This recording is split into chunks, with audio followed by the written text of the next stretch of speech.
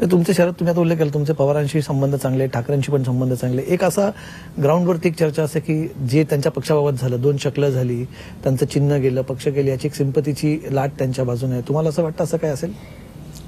कसं आहे, शेवटी निवडणुकीच्या निर्णयानंतर जर विजय मिळाला तर त्याचे अनेक कारणं लोक सांगत असतात की मी कसं केलं, आणि पराजय मिळालं तर सगळे चूप बसले असतात, कारण पराभव अनाथ असतो, विजयाचे बाब अनेक असतात.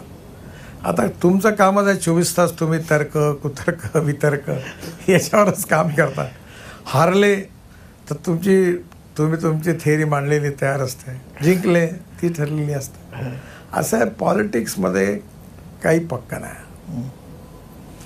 कोणी का जिंकला हे कळत नाही आणि का हारला हे कळत नाही. त्यामुळे लोकांच्या मनात कधी काय होईल.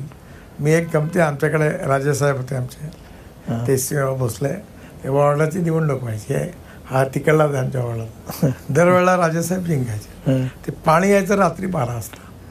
ते एकदा मी मिस्चिवसपणा केला की त्यांच्याकडे रात्री वाड्यात कुत्रे सोडून द्यायचे. तर आम्ही रात्री 12-1 वाजता मोर्चा काढला, लोक हातमध्ये घुसवले. तो कुत्रा आला, तो एकाला चावला. झालं इलेक्शनमध्ये कुत्रा आणि हाच विषय झाला. पाणी राहिलं बाजूला, राजे हरले आणि आम्ही जिंकलो. त्यामुळे कोणत्या निवडणूक, आमच्या इथे वाशिममध्ये बाबासाहेब दाभेकर मोठे नेते होते, आता गेले ते गॉगल लावायचे. त्यांच्या विरुद्ध ते गुलाबराव गावंडे उभे होते. तर ते म्हणायचे की या गॉगलमधून माणूस पूर्ण नंगा दिसतो.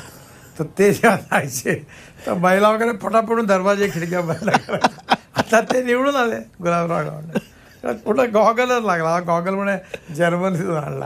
आता हे केव्हा कोणत्या विषयावर काय लोक बोलतील, काय करतील आणि काय परसेप्शन होईल, परमेश्वरालाच माहिती आहे.